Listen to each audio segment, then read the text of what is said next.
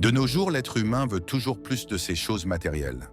Toujours mieux avec un meilleur téléphone, une nouvelle voiture plus puissante, plus luxueuse, une plus grande maison, plus d'argent, de sacs et de chaussures. Il fait cela en croyant que ça le rendra plus heureux, que plus il y en aurait, mieux ce serait.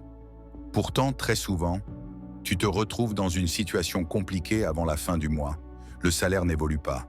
Certaines factures sont impayées et tu deviens stressé. Tu n'es pas censé te sentir comme ça.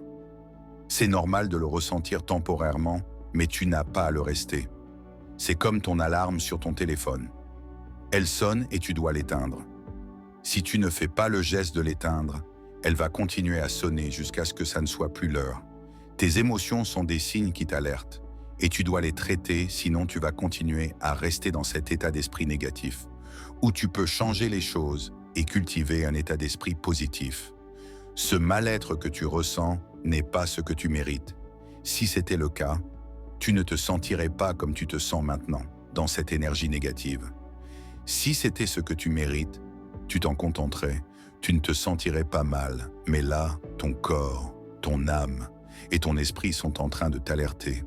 Ton corps est fatigué, malade. Ton âme a de la peine, de la colère ou de la frustration.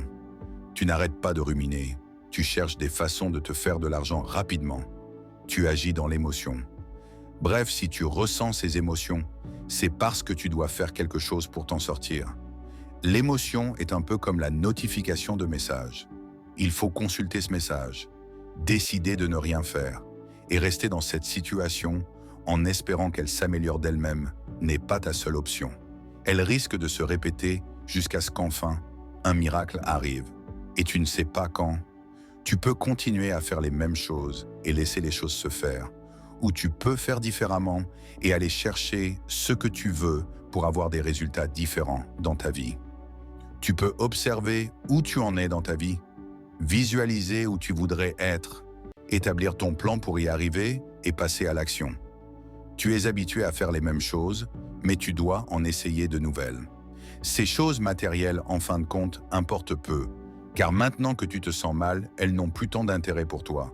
Tandis que si tu te développes mentalement, physiquement et émotionnellement, ton bien-être mental sera de plus en plus équilibré et il sera indépendant des choses matérielles. Il sera plus constant et tu te sentiras plus équilibré, plus aligné et objectif face aux différentes situations que tu vivras. C'est un travail de longue haleine, c'est vrai, mais si ton but c'est d'avancer dans la bonne direction, et tu sais que ce n'est pas celle-là, car tu as déjà fait le tour, que peux-tu faire d'autre? Tu as la possibilité de prendre ta vie en main. C'est ta vie. Le choix dépend que de toi.